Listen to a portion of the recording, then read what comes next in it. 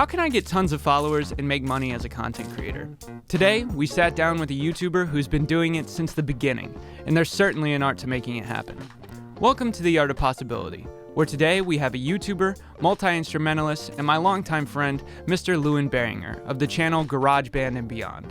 In the golden age of YouTube, he had a very popular channel on music production, and eventually turned it into his own business that could pay his rent. So, kick back, relax, and listen to episode 6 of The Art of Possibility. I'm Lewin Barringer. What else am I supposed to say? What's your art? What do you do? I'm a music engineer. I'm a producer. I'm a multi-instrumentalist. Yeah. Awesome. All right. YouTuber.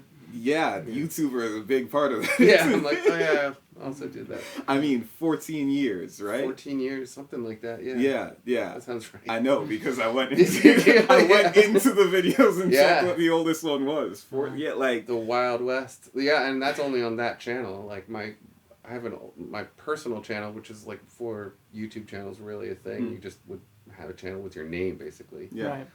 And there's videos from there that are even older, so, yeah. Wow. So, like, starting 14 years ago. Mm. Was there a plan? I mean, it was like, it was the Wild West of YouTube back then, so you could, no, there wasn't really a plan. It was like, what can you do with this thing? You know, my friend Marty Schwartz, who's like the most watched guitar teacher on the internet. Literally every guitarist's dad. Yeah. I watched so much Marty Schwartz. Yeah, he was like my roommate in college. We toured a lot. We played in a bunch of bands together. And at the time, like, I was living in Italy and trying to figure out what the hell I should be doing, because I had been doing the touring thing and then I left the country and was like, what else can I do? And how old were you at that point, coming off the tour?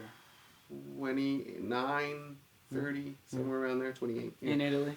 Yeah, when I got off the road, I was like 29.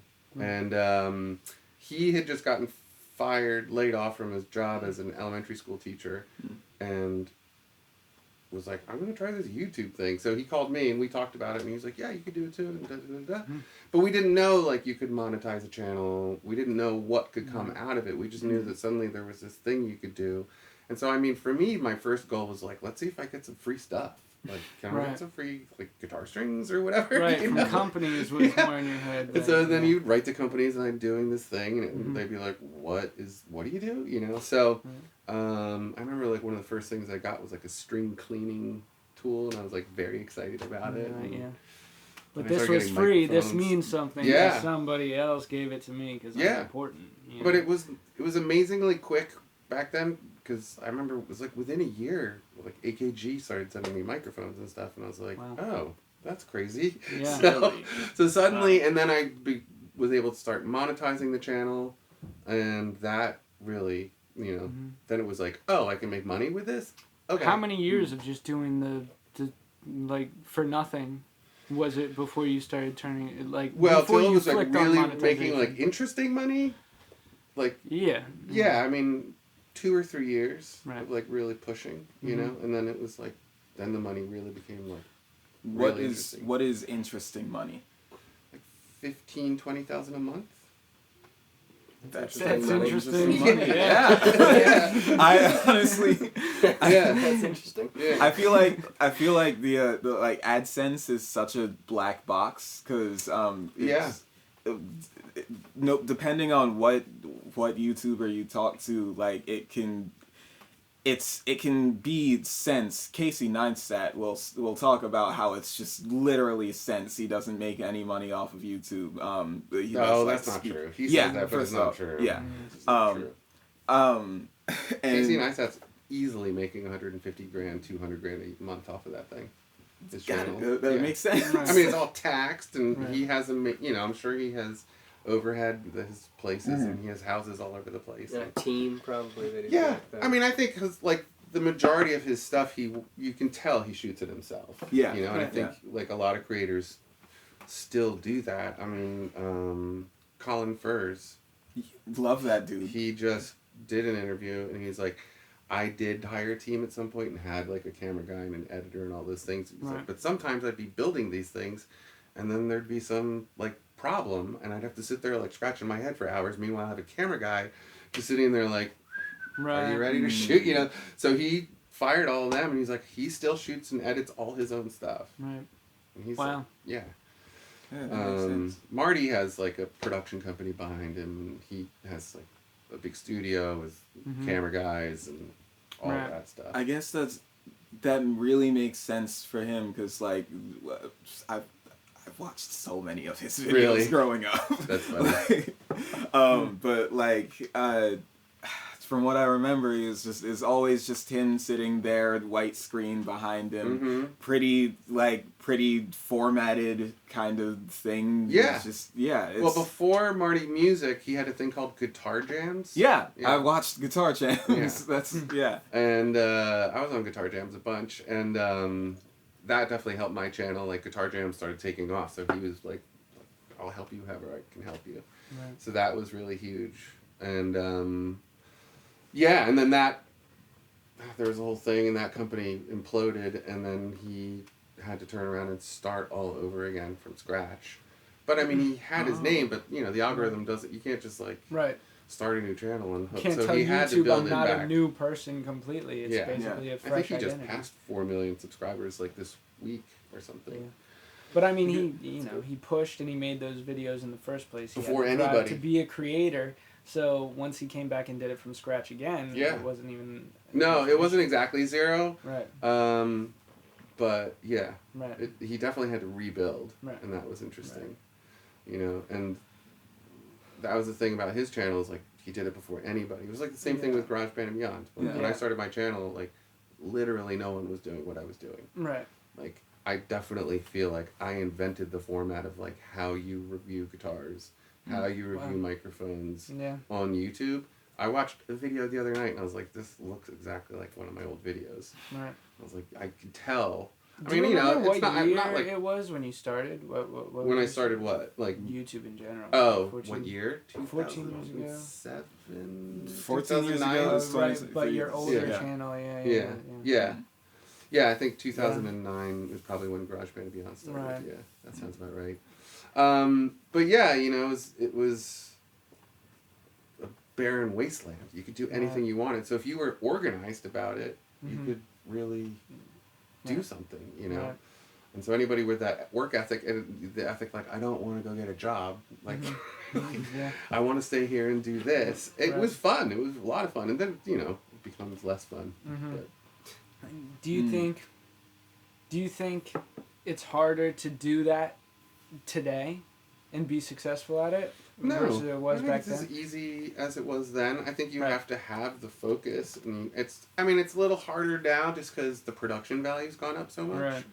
So, but there's still so much space online to make money. Like, there's so much out there. And space for creativity with the medium of sound and video. Yeah, absolutely.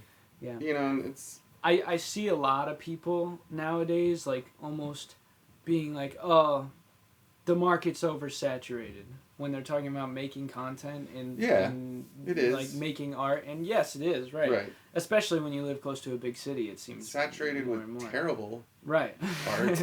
But like there's still room for good art. Yeah, know? Yeah, absolutely. There's a lot of trash for sure. But and it is harder to weed through it, but I don't know, if you have a fan base that you keep plugging away and you do everything you can do. I mean, I probably had this conversation with you, Andrew, like where, you know, I ask young musicians all the time, they're like, I said, how much of it do you do? Do you do everything you can to make it, or do you do some of it?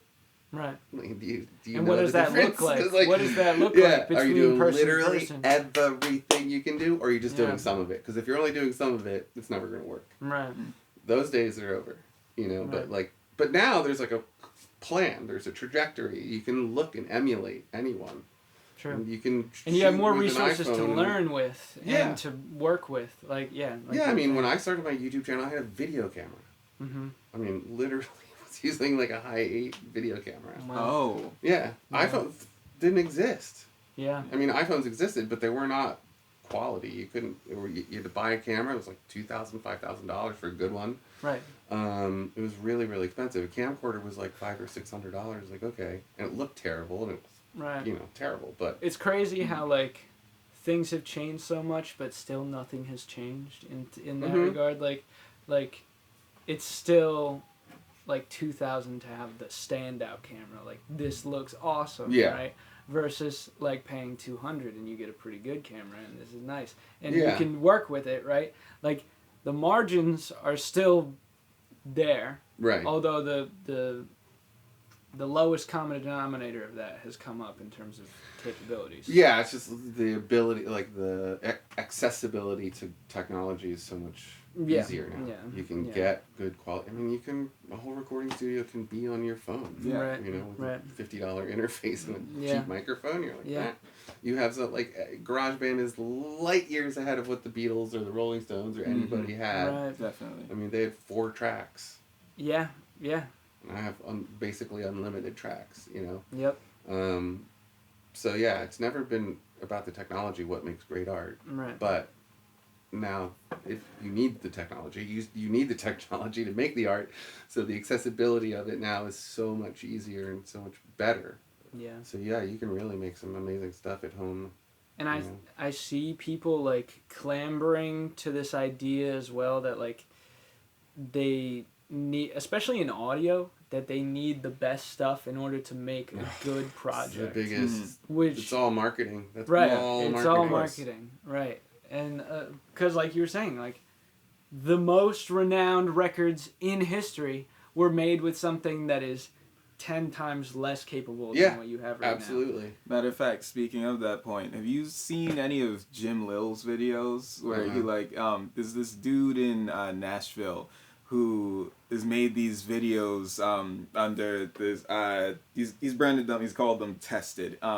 And yeah, I know yeah, Tested. Yeah. So he's like taking apart a guitar to find where the tone comes from. Oh, and that it's, guy. like, Yeah. that guy. Yeah. Was he the one who like made the guitar like between 2 workbenches and just hung a pickup under it? That. Yeah, that guy. I know that guy. That's Favorite like video. mind blowing. Changed It was my like life. finally someone did this. I've always been really curious. Yeah. Like how much does the wood matter? You know, and you're like, oh, it doesn't matter at all. Oh, okay. now. Yeah, and Buy a microphone. I remember like the days that I was like in middle school watching guitar jams, watching Papa Roach, Papa Stash, my bad. Yeah, Papa Stash. And like trying to figure out what I can do to get I had this real cheap like Les Paul knockoff made by this brand called Premier that I had never heard of before. Yeah, I've heard Premier guitars. Yeah. And just trying to figure out what I can do to sound the best. And so many guitar channels were talking about how it's the wood, how it's your fingers, how it's the strings, which I feel like of anything it's definitely the very least the strings. Yeah, strings are not that important. Like, yeah, all of that. Yeah. All of that to say that, like, that's all marketing. Well, and the difference is, like, so minute between, like, the guitars or the sounds and stuff. Then the other side of that is the average listener who has no clue. Right. Or even, like, a professional listener like me. You could play a track for me and be like, what kind of guitar is that? What kind of electric guitar is that? Is that a Gibson, or is it an Epiphone, or is it a Premier? I'd be like, Right. no possible way for you to tell. And that Like, doesn't make just you less recording of an a electric pro guitar? just because you can't do that. Yeah. I'll But confidently say the sound's in your hands. right. Absolutely. It's in your tone and your performance on that instrument. Right. Yeah. Okay, so I wanna back up to GarageBand and Beyond. Sure. In the early days, what did your process look like, and how did you see that change? That's a good question. I got better. I mean, I just got more gear, you know. I got lights. I called, I remember talking to, do you know Jack Conti is? That's familiar. Wait, Jack Conti, that's not the dude from Pomplamoose, is it? Yeah, and he created Patreon. Yeah, he created Patreon. Patreon. And again, this is like the old days of YouTube, so we were all sort of like aware of each other, anybody who was doing stuff. Yeah. So I remember like getting on the phone with Jack Conti and being like, what kind of lights do you use? I didn't know. I'm like, what do you use? I'm like, I have these notes and all these stuff. So yeah, I had this long conversation with him, and he's like, buy this, and this, and then make videos. And I was like, all right, cool. So I mean, I still have those big box lights that he recommended. They're great. Yeah, it was just about getting the equipment, making it look better than it did, and that had a lot to do with lighting and cameras and getting an SM7 to talk into, and so I did that for a long time, where I was like really into like the high production value, and then it was the workload, because if you're making like 3 or 4 videos a week, it like becomes really like, now how do I make this more streamlined? So then like good webcams started coming out. And if I was just doing like a mixing video, I don't need to set up my DSLR and all the lights. If I'm like a little face on the corner of the screen, you know? So I just got a good webcam, and I kept using my microphone. I would open my windows and get natural light, because that looks good too. And it was all about like, how can I make it look good, sound good, as easily as possible? Because when it was complicated, it was like, I don't want to do this. I'm so tired of doing all this. It's more hoops that you actually have to go through before you can really get to the meat of doing what you like and creating. It's just like, I mean, I found an editor, like a video editor program, ScreenFlow or something like. I think it's called ScreenFlow, and it records everything all simultaneously. So it would record my external camera, would record the audio coming out of my computer, record the audio coming out of my microphone, all simultaneously.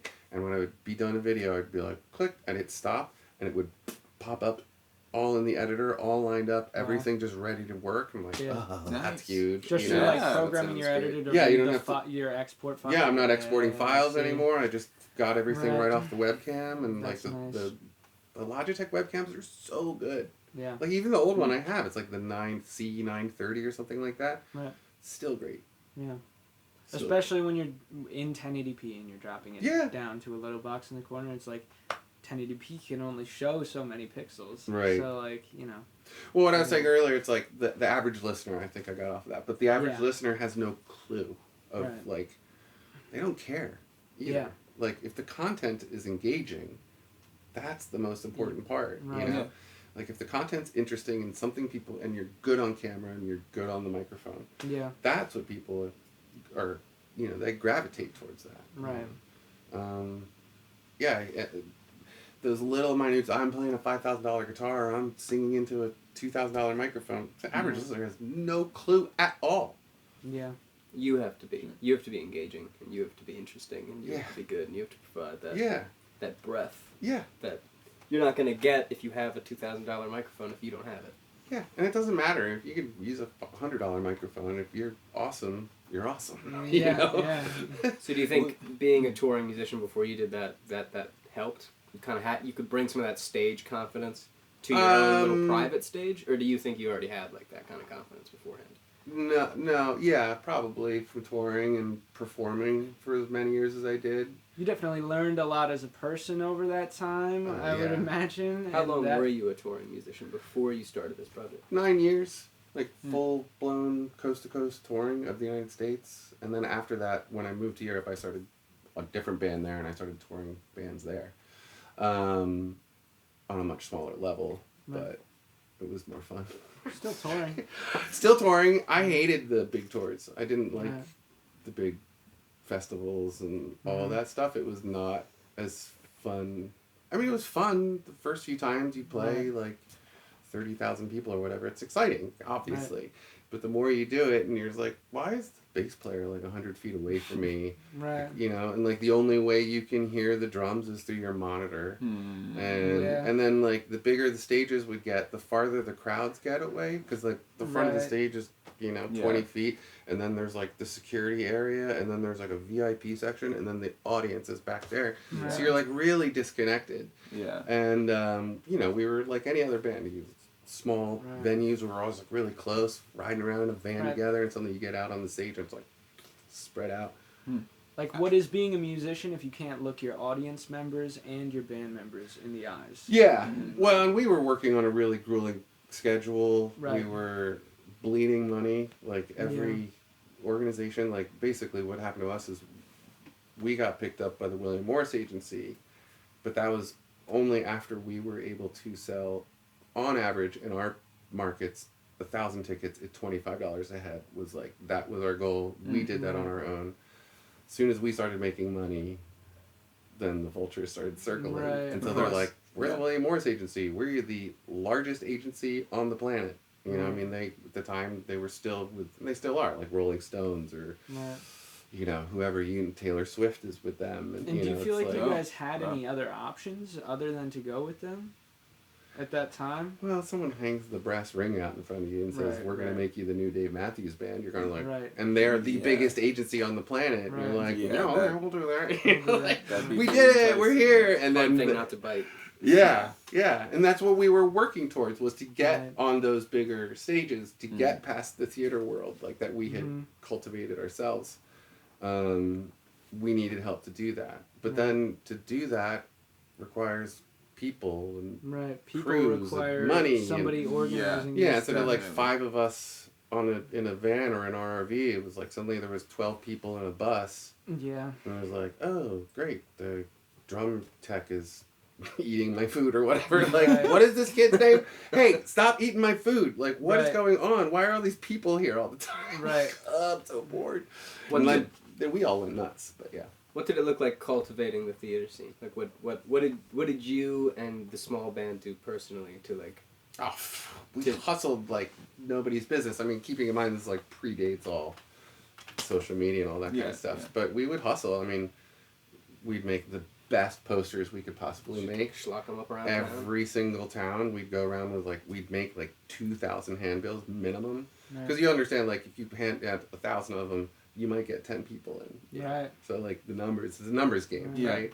Yeah. Numbers at the beginning. Like you start like taking data down, you start figuring out what methods work and what don't. Or then you figure out like, okay, this worked a little. How do we make it work a lot? Well, you give out more of them. Right. You know. Then there was like the moment where we started getting like street teams. So before we would go into town, we'd have fans who were like, hey, we want to help your band. So we'd send them posters. We'd send them 5,000 handbills and they would go, you know, the street team thing. That was a huge deal when that started happening. I bet, yeah. I bet that was honestly just super, like, besides the help, the crazy amount of help that was, it was probably just super validating, the fact that you had fans who wanted to do that. Well, our band was good. Like, we rehearsed a ton, and then we played a ton, and then we would go back to rehearse, and we'd write new songs, and it was constantly in motion. And then you put together the quote-unquote management work to get that operation started. Yeah, and we had to fire our manager to sign off. It was a heartbreaking moment. Like this guy that had like helped us get to this point, and they were like, "We're like, can we? You know, we'd still like Greg to be part of the organization." And they're like, "Oh wow." They're like, "Greg can be your touring manager," and so we offered that to him. He's like, "Fuck you guys! I do not want to be a tour manager. Like, I'm happy being a band manager. Like, I don't have to be out on the road with you guys. I do not want to be on the road with you guys." Because what does he get out of that deal when it comes to touring with a musician? Trash. Yeah. Right. It's a terrible job. Yeah. For a band like that, where like there wasn't a ton of money going around for that job. Right. Yeah. Well, that was, you know, the bigger we got, the more money started like bleeding out of our organization. And suddenly we weren't making any real money. Right. Like the bigger shows, like, terrible money. Right. And terrible. How, when you were starting out and like passing out those posters and getting those more grassroots approach to marketing, like how were you getting the resources to print and pass those things out and do that? Oh, band money. Every gig we had like and you just paid other shops that you'd go to Kinko's or whatever and just you know, print out the stuff and slice it up myself and put it in envelopes and ship it to people. And you'd make it in like like this predates Photoshop though, right? In terms of no Photoshop, Illustrator. I would use those things. Okay, cool. But we always were really good. Like any money that we made, it was sectioned off. So like you would get your money from the gig, but then X amount would get put into a bank account for like if there's a big expense that the band needed. And also if you got fired or quit the band, then you had the right to yank your quarter or your fifth of the money out. So it was like also like a nice little nest egg for musicians who, Right. for whatever reasons, would need to go. Be like, oh, by the way, here's $2,000. Right. Good luck. Or Yeah. here's $2,000. Get the fuck out. Right. You know. Yeah. So we did stuff like that. So we would partition. You know, we'd parcel the money out. Like we need X for marketing. We need posters, and you know. Yeah. Or CDs. We're making. You know, an album's coming up. We would make sure the band got money so we could survive. Mm-hmm. But we had bigger goals, so we really hit the numbers and like figured out what do we need, how long is it going to take us, how much money do we have to make, at what rate, and all of that. Yeah. And like really work the business end of it, Mm-hmm. because obviously you can't ignore that. It's No. like not the fun part of it, but it is so essential. At this point, were you living solely off of these gigs, or did you have another job? I mean, when I first started with that band, I was working at the music store, and I taught for like a semester at a college in Santa Fe. But yeah, I was working at the music store, but the gigs were really where the real money was coming in. I mean, you know, the music store job paid my rent and stuff like that Right. for a long time, but then we were full-time on the road, and it was 100% music. How long did it take to get to that level? And also, another side one, were you guys predominantly local at the beginning, or were you like immediately? No, well, I mean, I was in Santa Fe, New Mexico, so one of the challenges out there is that there is no close big markets. Like, Right. for us, it was like the next big market is Denver, which is a 6-hour drive. Yeah. So there's like all these little towns, you know, you can do to route your band up. Like, you got to make some money. You can't drive the whole way or whatever, you know. So yeah, no, it took us years. It took us like 4 or 5 years of like really solidly touring New Mexico, Colorado, and Arizona. And we're just like all the time. And just like Yeah. getting notoriety in those towns. And then, you know, it still works, but it takes years, and it's expensive, and it's grueling. Mm-hmm. But then, yeah, they start seeing, like, hey, these guys are drawing people, and they Right. keep coming back, and they are a good band, and then they offer you some gig at a theater or whatever, opening for someone, and you keep Yeah. doing that, and then you open for someone at a theater, and then you go back to your little club, and you Mm-hmm. pack that place, and build, Right. you know? Yeah. That's it. But, you know, like saying the numbers thing is like you have to. I mean, we were hungry and we were young, and I mean my apartment, like I had a mattress on the floor, and like a TV on the floor and a VHS player and one VHS tape. Yeah. I didn't have rabbit ears. I couldn't afford cable. I had like one fork and one spoon and Yeah. one plate and one bowl. I did that Of course, yeah. at the yeah. thrift store. Went to the thrift store and was like, okay, take these. That was $1. Great. Okay. Yeah. I gave myself I put myself in the hospital for malnutrition from eating too much ramen. Oh, wow. I was so poor. I was Oh, man. like I'm so sick, and I went to the And that doctor. And was he's like, "Your sodium levels are off the chart. What are you eating?" When you were at that point, were you pushing music hard at all? Oh yeah, it was the only thing that I was doing. Yeah, it was yeah, at the got beginning of like I quit my job and I'm Right. full-time touring now. Right. And so occasionally you go home for a Mhm. week or whatever, and you gotta eat. And but where? there's no money. And where Yeah. were you living? Santa Fe. Santa Fe. Yeah, Santa Yeah. Fe, New Mexico.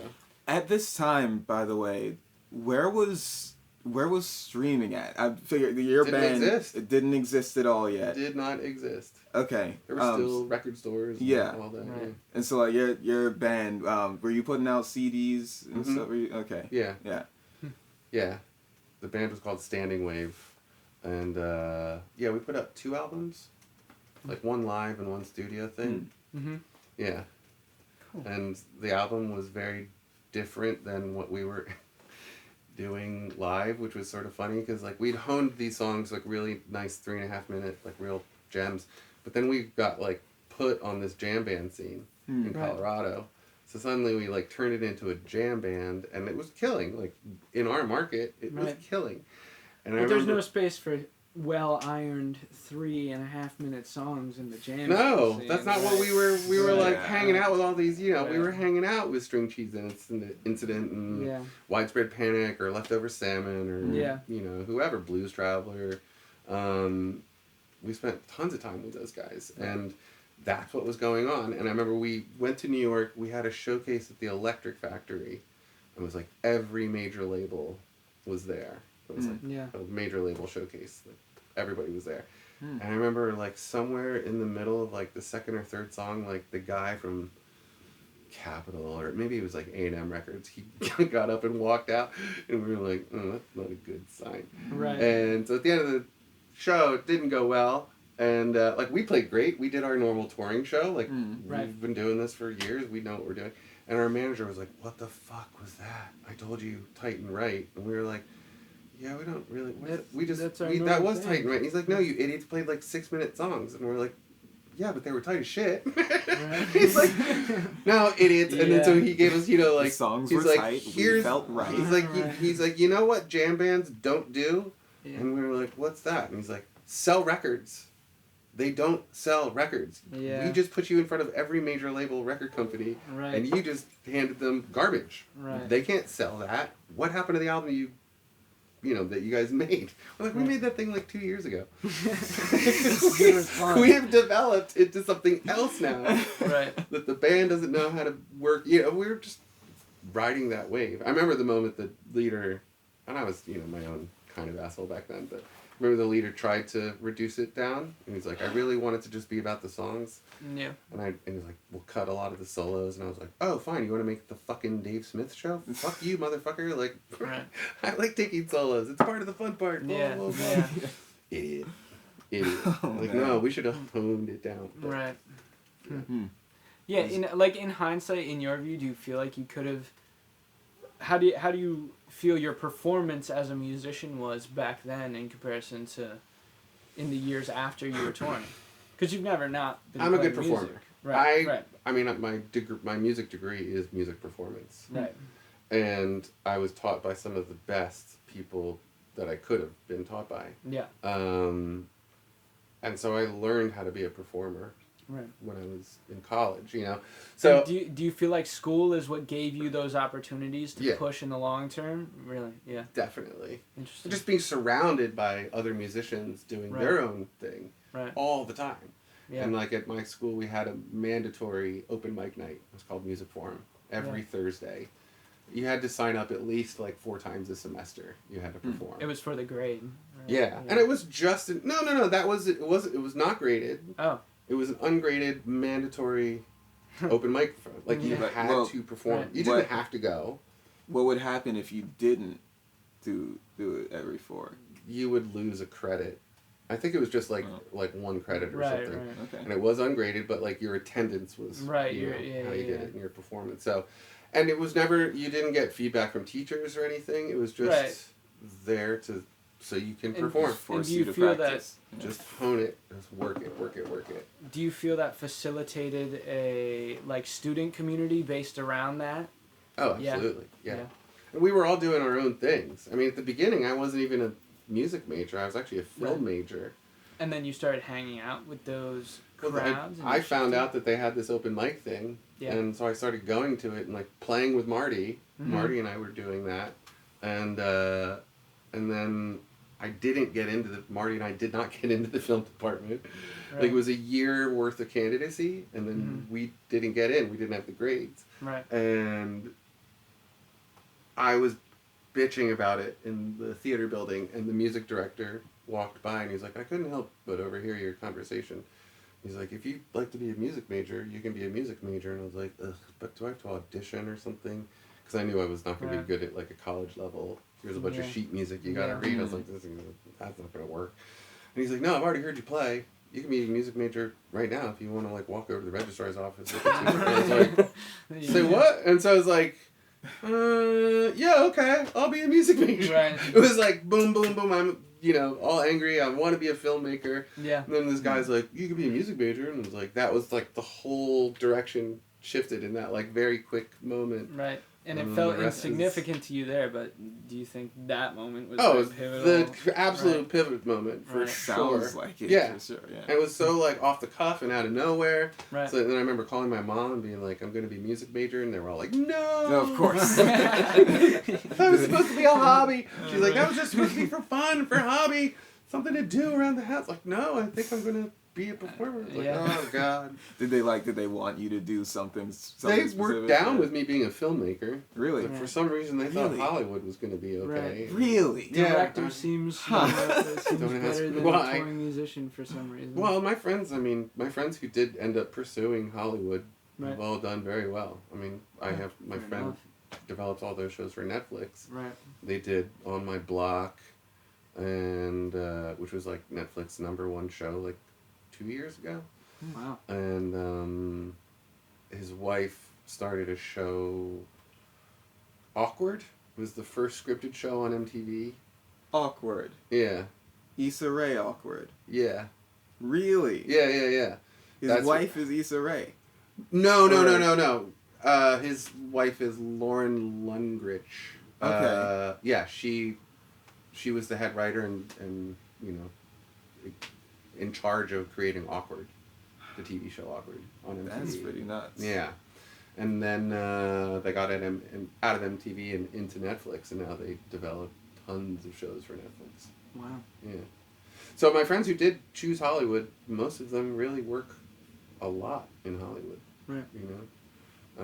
Obviously not all of them, but they've all done something. you Yeah. know. Mhm. Not the musicians, not so much. I'm one of the few. Right.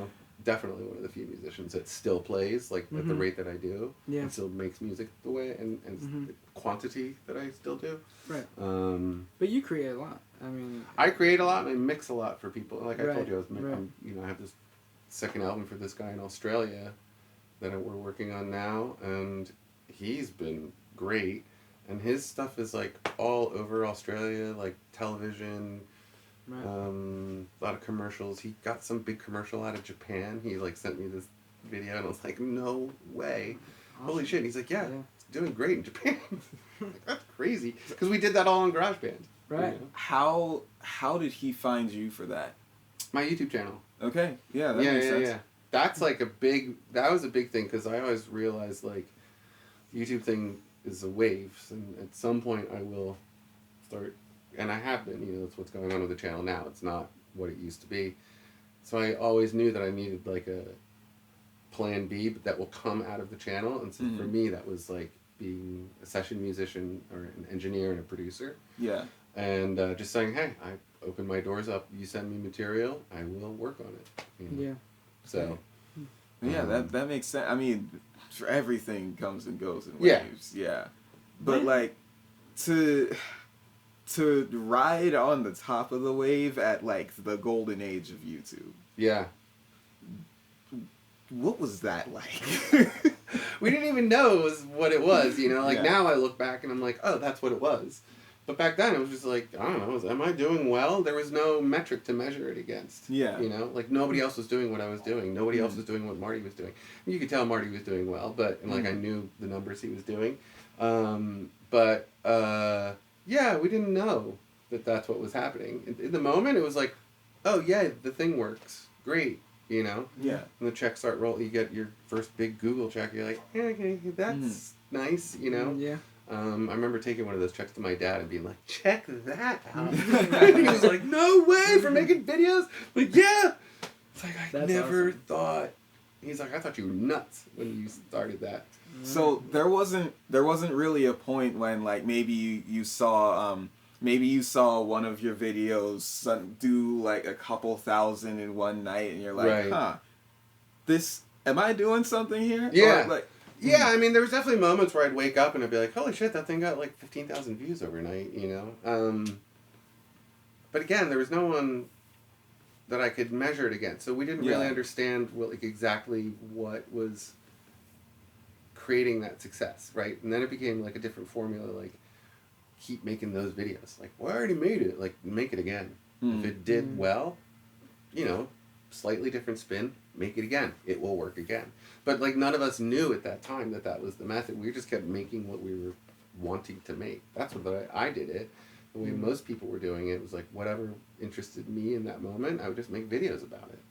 Yeah. I never had a game plan like that where, titling used to be a big deal. Pomplamoose was the one that figured that out. That was the whole manipulating the algorithm to your advantage. Mhm. I mean, You know? titling's still huge. You know? Yeah. It is, but it's not like in the old days. Like Right. it's you put Beyonce in the title, and it's like, just because Right. someone searches for Beyonce, they're like, oh, okay, oh, these other people. Right. Doesn't matter, just says Beyonce in the title. Right. But now everybody has figured that out, so the Right. titles are that's The saturated. that is where Yeah. saturation is a real. Yeah. And they changed the algorithm, Right. so it doesn't really work Right. anymore. I could title my shit exactly Right. like the most popular videos. It would not happen Right. at all. It's not how the algorithm works anymore. Yeah. Hmm. So, Yeah. yeah. Well, All then right. you have things like Facebook that work against you, which is like the worst part. Like if you're trying to promote your stuff, Yeah. and then you put it on Facebook to do that, and then like people are like, I didn't see that post. I saw all your other posts yesterday. And I'm like, oh, and then you realize, oh, Facebook doesn't want you to leave Facebook, or Instagram doesn't want you to leave Instagram. Yeah. So if you put up something that is like, hey, go over to YouTube and watch my shit, they're like, we're going to put that under the Of carpet course. over here. Yeah. And they're going to About that. bury Yeah. your stuff. Yeah. And it's like, oh, that's not Yeah. fair. They didn't used to do that at the beginning. Right. Like when we were all starting, you just put your shit on Facebook and it would work. Right. But then people realized, Facebook realized, hey, we're making people leave the platform, and that's not good. It is interesting because I feel like Instagram in particular nowadays is like the platform for musicians, or at For least sure. it's marketed that way. In terms Definitely. of, like the way I talk to people and like the way people market their music is Instagram more than YouTube and more than even some streaming services. Mhm. People are like, get my Instagram. Yeah. Like that to me is kind of wild considering there's no facilities for like a full-length song on Instagram. Nope. It's like one of the only platforms. Well, where, not until like, you get like what 10,000 yeah, followers or I something. mean, Like, you get there's a bunch of break point where you features, can like right, suddenly like live links will work Right, and right. stuff like that. but Um, still, like even just like Reels is not a good way to consume art. Because it's No. 60 seconds, and then you have Yeah. to choose to continue watching. Right. Mm. Yeah. Yeah. By clicking on their profile, clicking a link to the YouTube link where you watch the Right. first 30 seconds that you already saw, Yeah. and then you get the rest of that content. exactly. What the fuck is that? Yeah. Like, too much. Yeah. Let me right. just do it here. Yeah. Yeah. So I mean. But I mean, people attention spans. I mean, if you ever looked at the analytics of a YouTube video, like you can Yeah, see where yeah, people yeah. stop watching. Like all my Music Mm. Monday videos, that was always the most interesting thing Right. to me. Was like, oh my god, people are listening to a minute and 10 seconds, And then dropping off. and then be like, If cool, that. good, In and which- like they're leaving comments like, great, loved it, da, da, da, da, da. And like in which parts? Like a minute and 10 seconds of what? A song. Just Like a I was song, thinking, yeah. my Music Monday project. Yeah, Yeah. so that was like music. My regular videos, they, depending on the content, of course, they tend to, if I was doing like a tutorial or something, those do well. Right. But even those, you can make a 15-minute long tutorial and people watch like 6 minutes of it. And nowadays, a lot of times, I'm pretty guilty of this. You skip Scrolling through. the timeline and looking for most replayed. For, Absolutely. like, the details on what is the actual sustenance of this video. If I Mhm. search up how to do something and I'm just looking for what menu item to click Right. when I'm learning an editing software or music software or whatever, right? Yeah. You're looking for 2 clicks. You're looking for like a binary answer. Yeah. And so like a 5-minute long YouTube video is suddenly not as appealing. Where Yeah. I mean, mixing Well, and is different than The in 5-minute that way, video, one thing about the Yeah. YouTubers, and still people get it wrong, you make a 5-minute video, but the information is literally like 15 seconds long. So Right. why, I don't care who you are, don't care that you didn't make a video last week, don't care what you did instead of making, hey guys, what's up, sorry I didn't make a video Right, last week right. because I'm my mom, or what, like, Right. oh my god, how do you do the thing I'm here, that it says in the Right. title? Like I Yeah. was one of the first people to like really get off of that, like, hey everybody, this is Lewin and GarageBandandBeyond. Right. I got rid of that way early. Right. It's like it's taking up time. Like I can Yeah. see people skipping ahead to the meat. So I'm like, well, let's cut all the fat off. Right. And we'll just start. Hey guys, here's what you're gonna learn. Let's get right into it. Like that makes sense. I think right now there's a struggle with that because it's counterintuitive with the AdSense because they want you to make 8-minute long videos Yeah. at least to be Yeah, able yeah, to, yeah, yeah. yeah. so like it's. But if you bored them to death in the first 20 seconds, What are you They're gonna not do? going to Yeah. stay the for the point. second mid-roll Yeah, in the first exactly. place. No, So That's true. yeah. yeah. The content has to be engaging, and you have to move quickly, and you can't be like, you know? Right. Mm. You know, jump cuts were like, that was, people would be like, oh, is that like a fashion on YouTube now? Like all those jump cuts? And I was like, no, that's just because people, like myself included, we need to cut out the ums or the Right. whatever. Right. Keep it moving. Like, Yeah. it looks jerky. Like, well, that's the way it looks. Right. And it became like a style. Right. Like the jump cut thing. It Because was I mean, like definitely. trendy. Sure, Yeah, try I to remember take it that in one from- take yeah. and have it eat up another 2 hours of your day. Yeah. When you're trying to get that one take where you set it at the perfect pace and did it perfectly. Yeah. I remember that specifically from Ray William Johnson. Like Yeah. he was the king of like he starts right here. He says he starts his news thing. He says a quippy thing, and then he did like a video where he's just showing the behind the scenes, the full uncut video. He's talking directly at the camera, and then he just kind of stops, and then he shifts over here. Yeah. And he's like, oh, and then we yeah. Uh-huh. Yeah, little Yeah. things like that make a huge difference. Yeah. You know? So, all right. So, also, while you were doing all that, while you were figuring out how to game the system, basically, there had to have been some lulls in there. Yeah, always. I mean, I'm my father's son, so I was always really into, and I still am, like the money and the numbers. So, and anticipating those dry moments. So like saving. Mm. Right.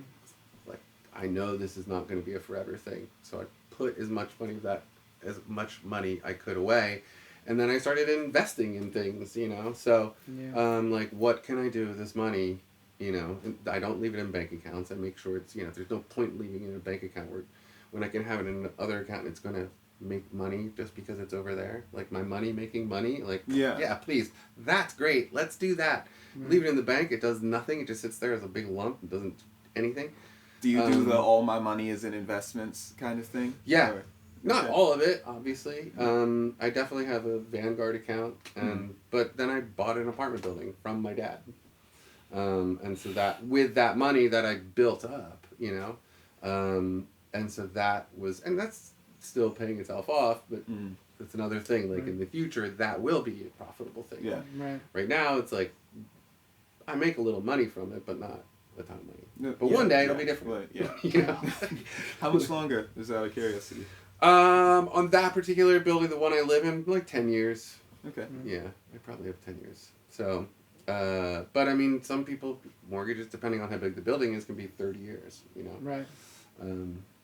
But yeah, I got a good deal on it. You definitely did. You got a nice. I got a place. good deal on it. Yeah. So, you know, when I was dealing with those lulls, I was strategizing what to do with the money that I had. You know, Yeah. I wasn't burning the money. I was desperately like, how do I make this money go as long as I can? Right. You know. And do you think you learned that from your experience as a touring musician, coming off? No, I learned that from my dad. Yeah. Yeah. Got it. Yeah, because I toured with people that whatever money they got, it would be gone by the time we were back on the road. Right. I'm like, how do you have all this money? I'm like, well, you know, you've seen my shitty apartment, Right. my mattress on the ground, and my one plate, right? Right. Like, I'm living below my means. That's Yeah. the key. That for me and for anybody, if you can figure out how to live below your means, you know, the Dalai Lama has a great thing. He talks about like how Western culture and most of modern society has done an amazing job of turning luxuries into necessities. And what a huge mistake that is. And if you're an artist, that's the biggest mistake you can make is like, oh, I need to have the new phone or whatever, clothes or whatever. Living below your means like you are fucking poor. Right.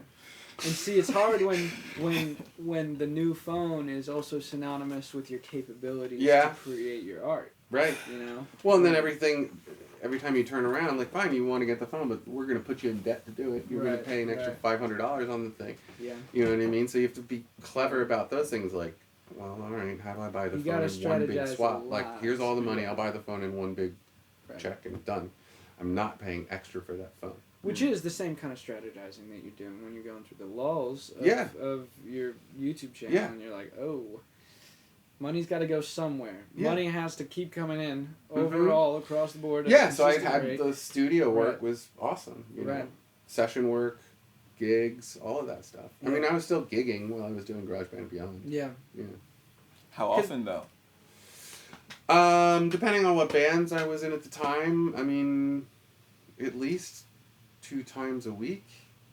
You know, Yeah. when I was playing with Mark Okay. Silver and the Stone Throwers, that was like 5 or 6 gigs a month, but we were doing a lot of private parties, which is great. You know, and that was Which like is great. and that was a bluegrass speak band, from so that was a experience, very yeah. fun thing to go do. You Yeah. know, with amazing musicians and good Right. songs and all that stuff. So, then my band Sparkle Pony was the same thing. Like we we were also really good at not playing for no money.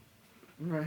They were There like, you I go. remember them all being like, but we're not going to play as much if we have those crazy rates. And I'm like, watch and learn, Right. my friends. Right. Watch, wait, and learn. I will show you how it works.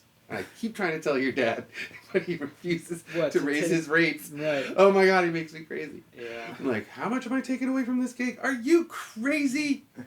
So like what was that? Was it like was it the gigs you were looking for? Was it the way that you were talking to people? How you kept yourself making money off of Just with charge what you want to be paid. Mm.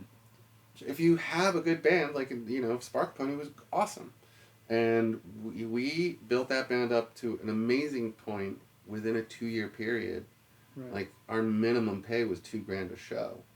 And we did that in 2 years because of the way I was running it. Yeah. And it was like, we rehearse the shit out of it. The songs are really good. We're tight as can be. We present ourselves really nicely. Like, there was always conversations like, what are we wearing? Like, what colors are... Like, that kind of a band. It was like a new grassy, bluegrassy, folky thing. Because that kind of success is going to take some caliber of work in some place. Yeah. You know, and Well, those little and professionalism, conversations. right? Yeah. If you want to be paid that amount of money, you have to provide that service. Right.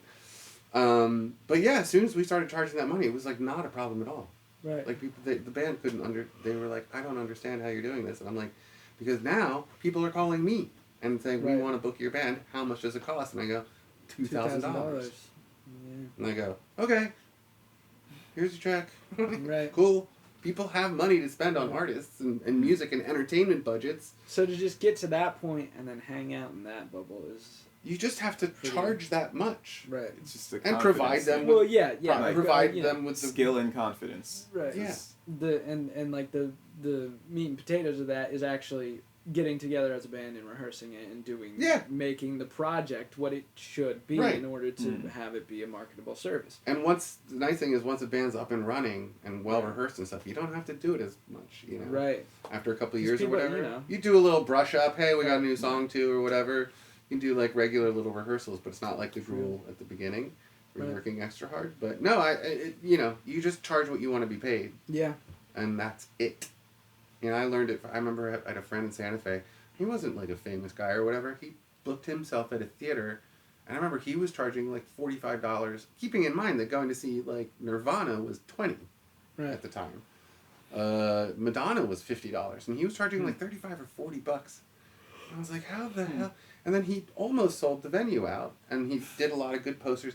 And I asked, I was like, how did you do that? Like, I don't understand how you were able to charge that much for tickets. And he's like, because I just put the number out there, and that's people see that number and go, oh, that must be something special. Right.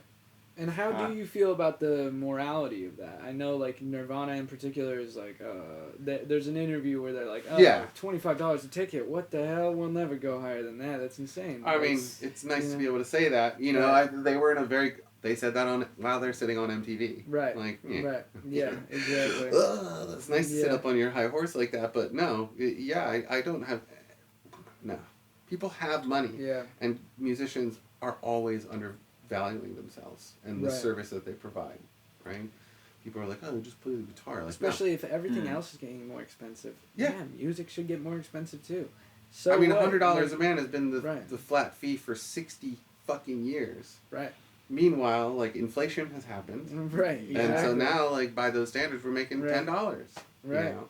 Like, it's insane to me that musicians don't compensate for inflation.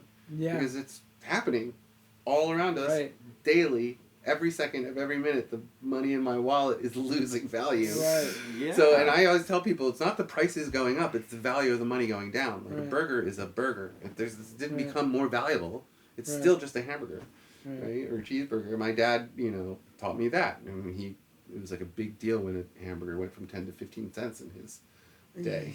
He was like, 15 cents? Are you crazy? For a cheeseburger? Yeah. I was like, what are you talking about right now? Right, Wish. right. Yeah. Yeah. I mean, you could buy a tank of gas was $1. Right. The money had more value. Right. So, but musicians haven't, they don't adjust for that, even though the world around them is adjusting, Yeah. So, And I feel like a part of the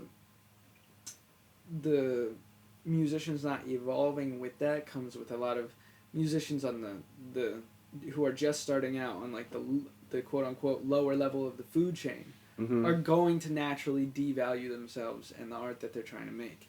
Like, They're willing to work for free. right, Which is exactly. like, Which What and then, are you doing? right. I mean, your dad and I lived through that, watching Right. that happen and like devaluing what we were doing. Right. And I was like, Which as, like, oh, as, you're like, ruining it. We as built this good- thing up for you right. guys. And then like the next Kill- generation was like, oh, for free. Like, oh my God. And then we would come Right. through with like our money bands and then be like, no, I can get these jokers to do it for free. Why would I Right. pay you $2,000? Like, Right. fine. Hire them. Right. No problem. I'll go find the other gigs. But yeah, working for free is the stupidest, for working for exposure. No. Yeah. Everybody else is making the money at that thing, but the Right. artists, fuck that shit. Right. I remember the Haverford Music Festival guys. They paid us the first year we played, and then the second year they didn't want to pay us. And he told me, Yeah. "Well, we're gonna record the whole show, and then we're gonna put it out for free on our broadcast or on our podcast." Wow. And I was like, "So you're telling me you're not gonna pay me? You're gonna record my music without my permission, and then You Put it out? post it, yeah. and I'm supposed to." Like, on your podcast that no one listens to? Right. Like, that's supposed to be my compensation? He hung up on Right. me. He was just like, Oh, click. man. I'm like, yeah, go fuck yourself. But like, We need to get paid. We hater have to love bills. it, music is a business. And Yeah. we provide a service and we deserve to be Yeah, compensated sound for that guys making service. money, stage hands are making money. Everybody's making money for the music festival, Right. except the musicians. It's insane. It's insanity. Yeah. The guy at Chris's Jazz Cafe downtown, I remember we had a gig there and I was yelling at him. He took away our band meal. And we were supposed to be there at like 4:30 to set up Right. for a 6 o'clock set.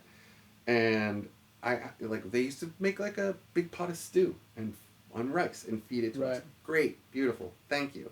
And he started being like, you should eat before you get to our bed. I'm like, dude, it's 4:30. What, I'm supposed to have dinner at 4 o'clock? I'm not Right. 70. And then we had this whole argument. He's like, we have a $50,000 piano in there and blah, blah, blah, blah, blah. And I was like, yeah, you realize the piano doesn't make any sound without a musician.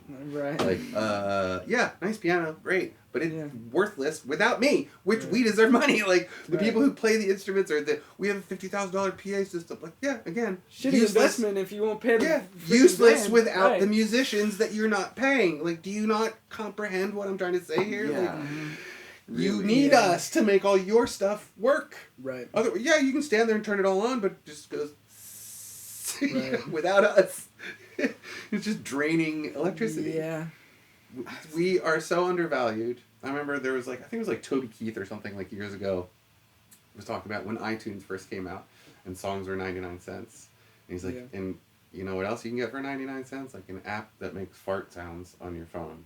Right. So this is the value level that we're at right now. Right. Fart sounds or a song, Yeah. holy shit, we're equal to that Right. terrible stuff. Like, Right. oh no, Yeah. society changed. So like Yeah. there's a paradox here where so as far as I know, for those younger generations who are trying to find a way into the industry and start making money, they felt like they had to devalue themselves right? To be able yeah, to get anything. They were mistaken in thinking they needed to devalue themselves. Like I definitely see how, like, if they had done like you were saying, if they had charged the same amounts, there would have been space. Yeah. But then we get to now, where it's very devalued. Yeah. Already. How would you go about contending with that? The fact that it's already very devalued, people expect to to pay less. You have to come up with, everybody has their own goals. Like, what do you want to be? What kind of a musician do you want to be? Like, Dave Grohl? Or do you want to be Bela Fleck? Or do you want to be, like, I don't know if you know who Bela Fleck is, but, like... I don't, sorry. Yeah, he's like a jazz banjo player, more or less, but he's like, Right. like, there's this whole other world of the music industry that has nothing to do with mainstream music. Mm-hmm. Right. Kurt What does Weill or success whatever. look like to you? What kind of success do you want, right? Mm-hmm. So, for me, I defined that a long time ago, and that was simply, like, to survive. Right. Like, I don't need to be famous. I fucking never wanted to be famous. Mm-hmm. Right. The little minute that I had a tiny taste of it, I did not like it. Right. It was and fun you got a taste of for it. a A minute. lot Yeah, more than yeah, a lot yeah. of other people get. You I've got got a lot of right. autographs. I've taken lots of pictures with pretty girls and all that stuff, and it was Right. fun. But then it's like, the reality of being on the road is such garbage. Right. I remember playing at the House of Blues in L.A. Took all these pictures, all these autographs, and Right. hanging out with celebrities and the whole thing. Mm-hmm. And then we got on the bus and we were driving somewhere, and at some point we were like, oh, we have to drain the tanks. Like all the black water tanks, like Yeah. like all the sewage and stuff out of the Yeah. bus. Okay. Yeah. And the drummer and I are out there like fucking stroking our egos and like we're here, we did it, da da da da. Right. And I pull the valves on the thing and the sewage starts flowing and we're talking about it and what a great night it was. And at some point, like, I don't know which one of us didn't do it right, but we didn't screw the hose down properly, and it like totally like popped off and just sprayed us with our own shit. And we both just sort of stopped and we're like, oh man, is that not the universe being like, hey, you guys can calm down there. Yeah. Get off for your sure. fucking high horses. You're not that cool. Yeah. Are you? Now you're standing in your own shit. Like, oh my god. Yeah. You know Wow. what I mean? So, no. So your question is like, what would I like? How would I challenge it? Do it now? Same thing I did then. Just like I said, am I doing everything or am I doing some of it? Right. Figure out what you want out of it.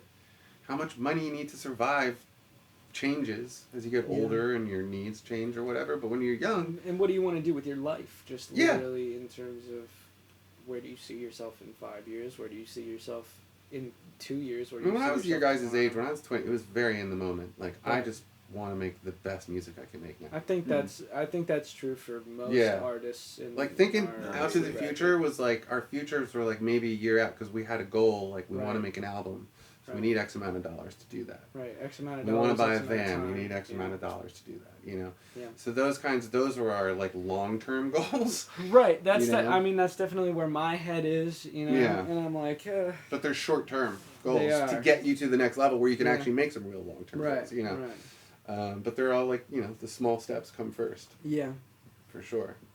But yeah, just everything you can do is what you should be doing. And So- not just some of it, all of it. over the course of seeing how your short and eventual long-term goals have panned out, how has the creative process of being a musician and being a engineer changed over time? For me, it's so much easier now. Right.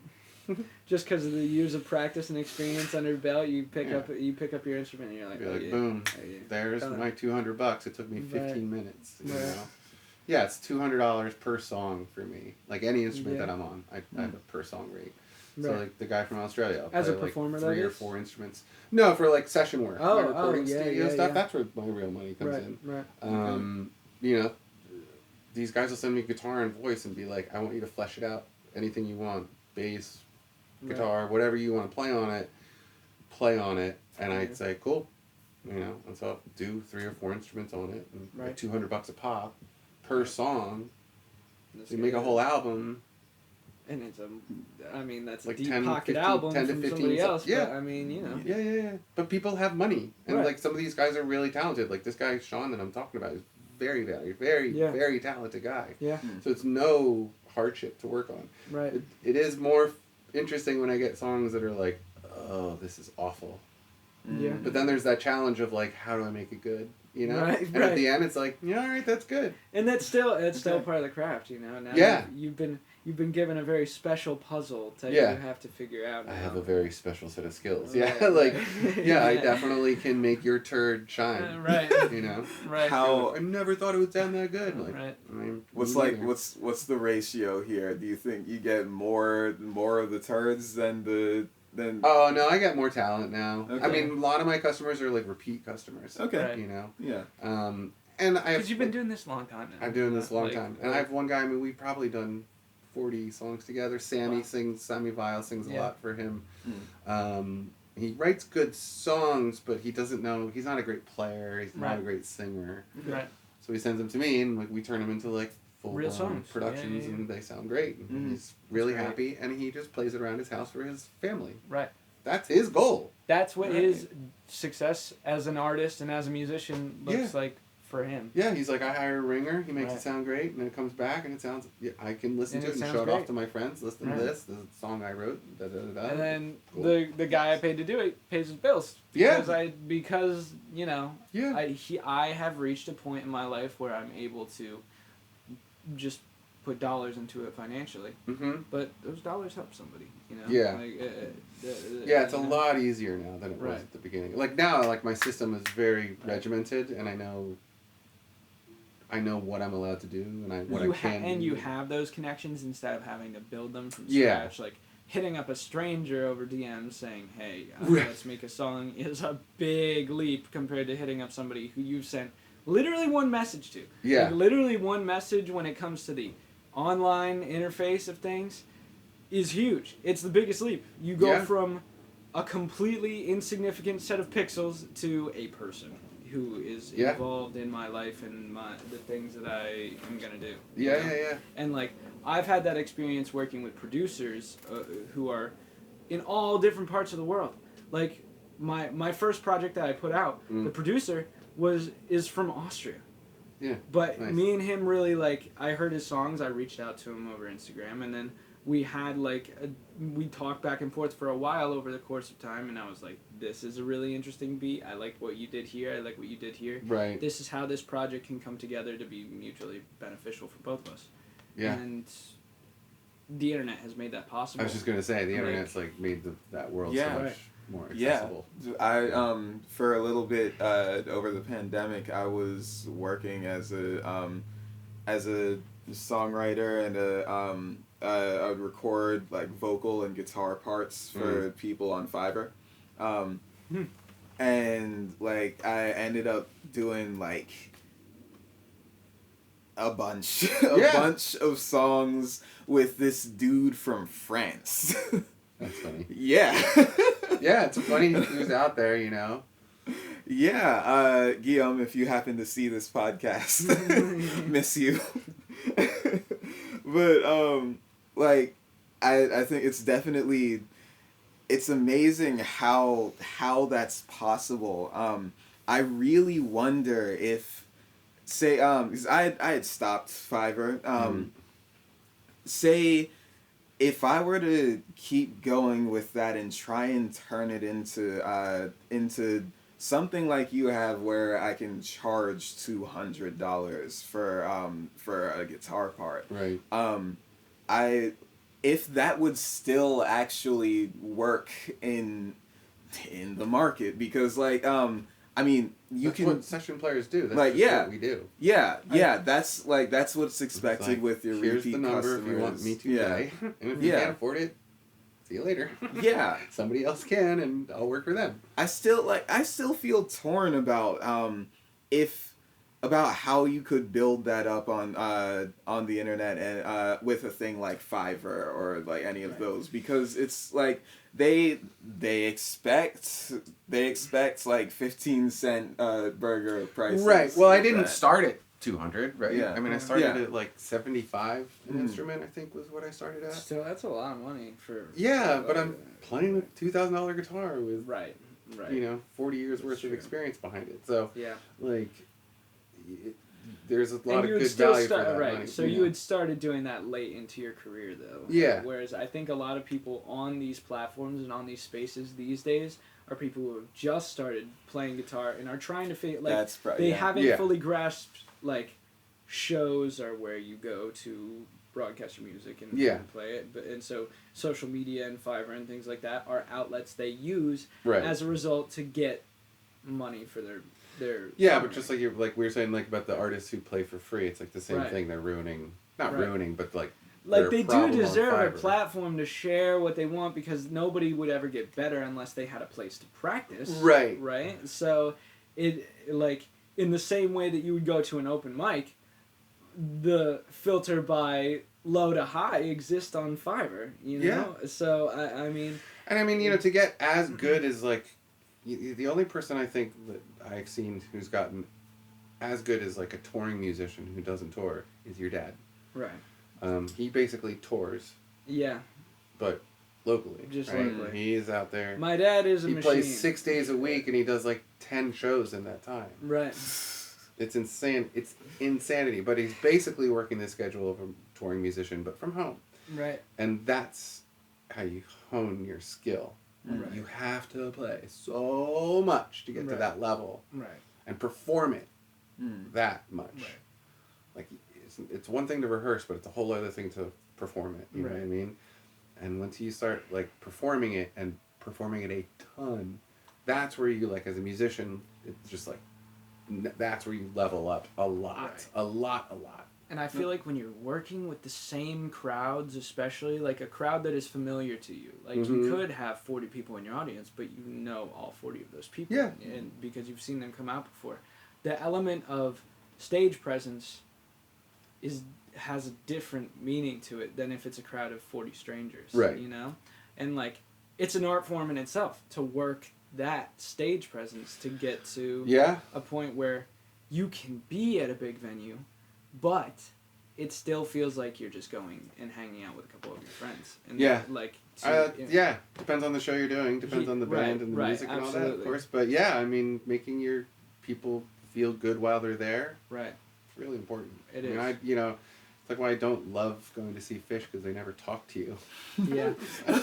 Like, I love the band, but, like, could you tell a joke or, like, say thank you or say something? Yeah. Right. You know, like, I get it. People don't care, but, like, I do. I like that. Like, when I go see a band that I love and, like, they talk a little bit. Right. Yeah. You know, I went and saw Paul McCartney. Like, I want to hear all the Beatles stories. Again, I know you've told them for, everybody over and over again. Every decade. The point of the art is connection. Yeah. Right. I want that. Yeah. I really want that. As an artist. And it helps. You know? It helps to see, like, as a listener. I am a person who decided to leave my house and my regular life to come out and see this show. Mm-hmm. And, like, it humanizes the performer a lot. In a way where normally, like, I feel like people are very quick to build mental walls between who is on stage and who's in the audience. Right. And, like, a part of that is just, like, I guess, like, social anxiety and just you are being singled out when you're a stage performer. But also, like, that's the point. Like, you know, you're the center of attention and you're providing a service for people to help them hang out and have a good time. And hopefully you're having fun and, exactly. like, having a good time doing it. That's our job is to play. Right. You know? I love that. Like, playing, like, you know, playing in a playground. Right. I always try to remind people we're playing. You know, not playing instruments, playing music, yeah, sure, but we're playing. Like, we are kids in a candy store or whatever, you know. Like, this is awesome that we get to do this. We do. Keep that part of the word in your mind, because otherwise you know, just be one of those guys who just looks miserable on stage. Right. You know. The bitterness builds up if you aren't having any fun. Yeah. Right. You get lost in your day or the rest of your life while you're on stage. Like, no. That's not take what this- advantage of those right. 2 hours that you I have mean, on a stage. In some cases, the song content can correlate to those things. Oh, and of you course. can be, you And know, it is you can- impossible not to go Right, there sometimes. Right, but right.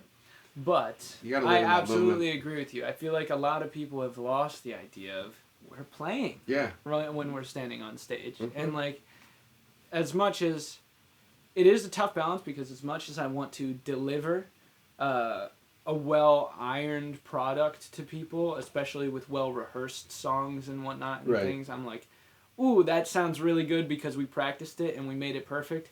There's also an element of the stage performance where it's like, improvising has made this show different, and because of that, I gave these people a better experience. Right. Right? And so, like, especially in my area of the woods where it's like sometimes I can freestyle certain sections, Right. and I'm like, oh, that will never happen again. That was awesome. That was a highlight. Yeah. Even. But Learning what you shouldn't do is right. huge. And what you should do. Yeah. You know? Or what you are good at, what you can do. Right. And so finding that tasteful balance, I think, is something that I don't know if I've struggled with it, but it's a challenge that I've come across in my journey as an artist. And I see other people struggling with it in different ways than I have. I'm sort of an exception in terms of, like, I'm not a guitar player, you know. Yeah. I'm not just hitting notes. I'm doing my thing, but Yeah. Just hitting. no, it's not. Yeah. I don't mean it like that, but Thanks a lot. Do you feel But- insulted? I am mortified. All of my pearls are clutched. I Did he really pluck do the go right to string? Where's your You plucked the bathroom? wrong. It's in there to the right. Talk amongst yourselves. Okay, I had a question. If you had a list, what things do you see make a really good performer? I mean, good performer from the ground up. I mean, like this band I just did with, Hezekiah Jones and all those guys. You gotta be professional. You have to be humble. You have to be really good at what you do. You have to be prepared to be professional. Like on the back end of it, like what is it? Like what does the band need, and versus what happens on stage too? Like for the audience. Yeah. I mean, and that's very subjective, but I think like what I like in a performer is someone who is making connections with the audience, who does smile on stage, who looks like they're communicating with the other musicians on stage. Yeah. It looks like they're having fun. They're, the school I went to, the way I learned, it was all about like eye contact was a big deal for us, and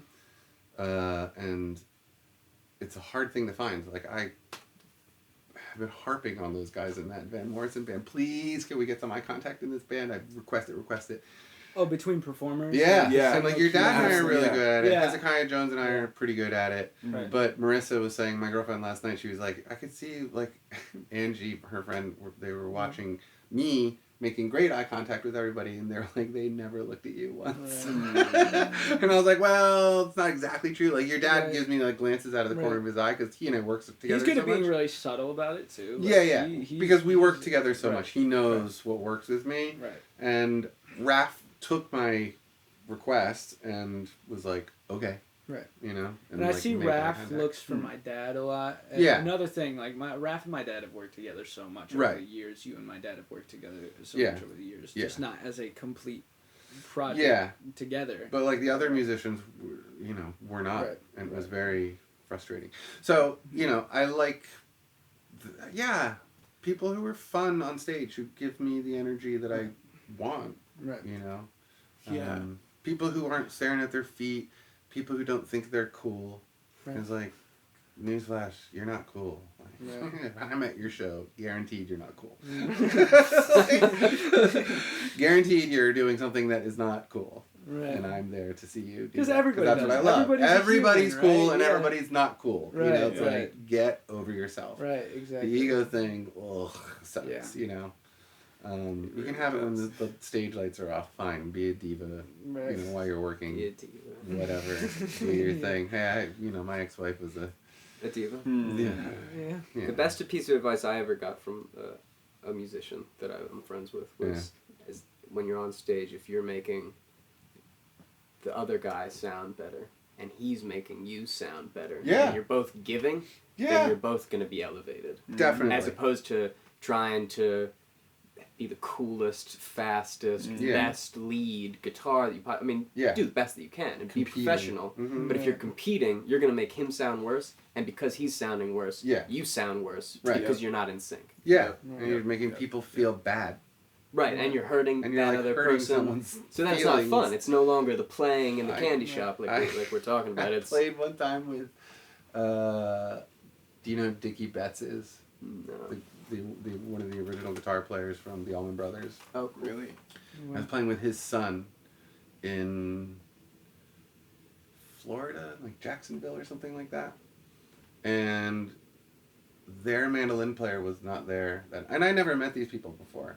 Right. And they heard us play, and they were like, hey, will you sit in? Our mandolin player's not going to be there tonight. Da, da, da. I was like, yeah, sure, that sounds like fun. And at some point, that guy, like, Dickie Betts' son, really was, like, doing the, like, cutting throats with me thing. Right. And it was fun for a minute, but then he was, like, really, like in my face, and I was just like, like that. Like, it was really weird, and it was just, like, felt very aggressive, and I remember, like, just in the middle of the jam just being like, nope. Took my instrument off, and I walked off the stage, and we're all like, where are you going? Like, where are you? And I'm like, fuck that. I'm not having fun. That guy's, like, up in my face, like, angrily playing guitar. Why would you invite me to do something if you're gonna then? I'm like, is this your performance? Assault. Like, you should have warned me, because I feel like cracking you over the head with my instrument right now. Right, Like, right. I'm walking off the stage in the middle of your song. And I if- don't care. And Not why my stay? band. Like, if you weren't having fun on stage anymore, Yeah, then I'm not doing it. the point, you're not playing anymore. Mm-mm. You know, you're essentially checked out of the situation. Everybody in my Then you're band thought still I was there. crazy. Like, I can't believe you just walked off that stage with that band. Like, there was a packed house. There was just a ton of people in the middle of the thing. I was just like, no, thank you. It gives you more value. You value yourself enough to know that you can get off of stage and still hold your professionalism. I wasn't. You gotta value you. Yeah. Well, I sort of threw a little professionalism out the window in that moment. When you walk Right. off the stage isn't Right. like the best or most professional thing you could do. Yeah. I was tired. I was exhausted. I had just played my 2 hours. And now I'm helping this other band. Right. And nobody said, like, hey, just so you know, he does tend to, like, get a little Right. energy in there, and, like, he does it this way. Fine, tell me that, but don't, like, expect me to... Right. He's, like, angrily in my face. Yeah. Like, I'm like, dude, I'm so tired. I've been on the road for months. Like, Yeah. I don't know who the fuck, like, oh, you're Dwayne, or Dickie Betts' son. Like, yeah, okay, cool, you're the son. You're not Dickie. Like, you're the son. Right. Get off your fucking high horse. Like, You gotta make your own name. You're not. yeah. You're not just. You're that riding your horse. dad's coattails. Is that what you're doing? I'm not impressed. Not impressed at all. You know? I'm out here doing it. Right. Like, trying to be someone like your dad. I'm not riding my father's coattails through the music industry at all. Right. You know? That's what I didn't like about that And guy. you got to that position on that stage because you started from nowhere. Yeah. You know, you started from scratch. Nobody gave us shit. Right. You didn't have a name to We sell built tickets it. with already. Yeah. You know, you built it by making the fucking flyers. Yeah, and yeah, handing them yeah. out by hand. Yeah. And then He gets good gigs Right. because his last name is Betts. And Right. people know who they are in the Right. South, you know? Yeah. Like, oh, he's Dickie Betts' son. Sure, great. Hire him. You know? Yeah. Of course. Yeah, that's it. Yeah. Now all their sons are out touring, doing an Allman Brothers tribute band, and they're all like the sons of the Almonds, Right. members of the Allman Brothers. And Uh-huh. they're The all- All Sons. Yeah, it's like Yeah. Betts and Allman Betts Revival, I think is what it's called. They just did, like last weekend, they just did 2 nights at Madison Square or something like that. And I know some people that were there playing, and I saw some footage of the show, and I was like, that is so weird. Right. It'd be like the kids of the Beatles, like getting together, like after they're Right. all gone or whatever. Right, I know. Yeah. Like, you know, the sons and daughters of the Beatles got Both together. of John's sons. Yeah. I'll take Julian. I don't mind Sean, but I'd rather it be Julian. Right, his first son. Yeah. I like He Julian. sounds more like his dad. I like Julian a lot. Yeah. I like his words especially a lot more. His music I like a lot more. Yeah. Just in general. Sean, like, he sounds like he's trying too hard. Like, it just sounds like he's trying to sound weird. Mm. He's A little bit of the Yoko. Yeah, I think he definitely like has like an artisty streak in him. But yeah, he's a different kind of artist. Yeah, he's a different kind of artist than his older brother. It's interesting. Yeah. Do you feel you talk a lot about your dad and his role in your life through business, finances, things of that nature? Mm-hmm. How did you come into a passion for music? Do you think that your parents my played a role family in that? for sure. Yeah. My dad played banjo, accordion, dobro. My mom plays classical piano and sings, and I'm half Filipino, so like the Filipino Christmas party is very typically ends with a bunch of people standing around a piano singing. Right. Yeah, so I grew up and your dad's instruments in particular is a cool mix my dad of- was never particularly good. Right. He wasn't. But like, he still. But he was still there. messed He around had a with it and passion was for an it. He influence, really yeah. wanted to be good. He was Right. not very good. But he really loved like the people and the Right. music and just the community of it. Right. But for me, it was like mostly really, my dad, my mom, but I had an uncle. He is like the coolest. He's like one of those like 70s like cool older. I mean, he's always older than me, but like black guy, like real smooth. Right. Yeah. Fucking 70s smooth. Where all that bass comes His, from. his wife, my aunt, she's like a total, like, especially back in the day, like, stunner. Like, he has this, like, huge photo of her sitting on the hood of his, like, Mustang or something in the 70s, like, wearing a bikini. And I remember as a kid being like, I cannot believe that's my aunt. She's so hot. Right.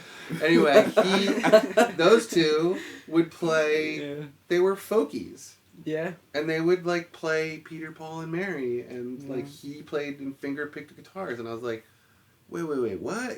So, like, he was the one that got me into playing guitar, really. Like, he was, like, I already thought he was the coolest guy I'd ever met, and then he played folk music, so I was like, I guess that's cool, you know. Little did I know, like, by the time I started when I was, like, 5, 6 years old playing guitar.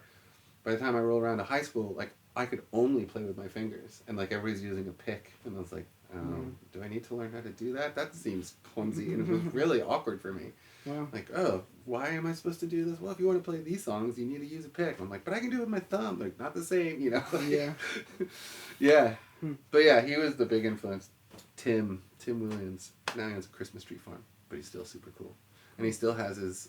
He's like a 1973 or 4 Lincoln still has his 8-track player in it.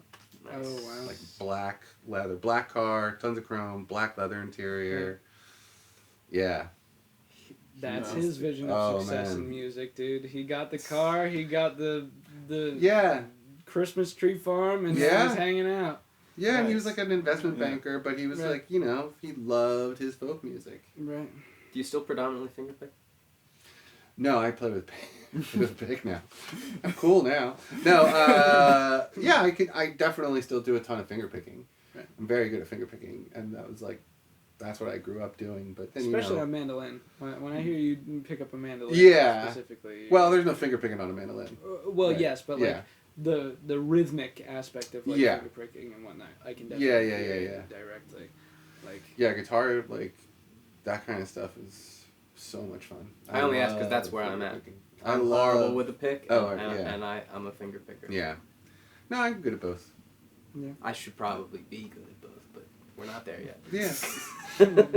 I'm honestly So almost many surprised colors. you didn't just use your thumbnail, just grow out. I your tried thumbnail to. and I just- definitely tried to do all of that, but my guitar teachers were like, "No, you need a guitar pick." Okay. Yeah. And you figure out what picks and all that whole thing. But Right. picks are great I can only imagine.